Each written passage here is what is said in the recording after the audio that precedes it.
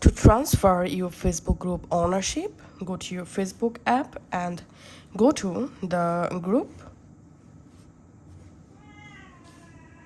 From group, tap on members. And here, tap on people. And here you will find all of your group members. Now find out the member whom you want to transfer your group ownership.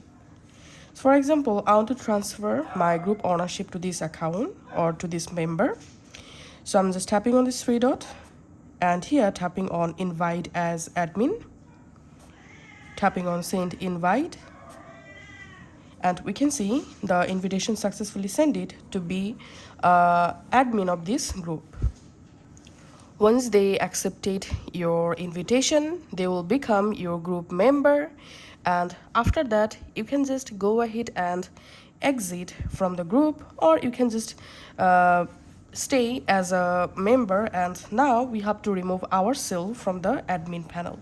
So come to this admin and moderator section and tap this three dot next to your profile and tap on remove as admin, and then tap on remove admin. Then you will be able to then you will remove from these group admin section. So that's how you can actually transfer a group ownership.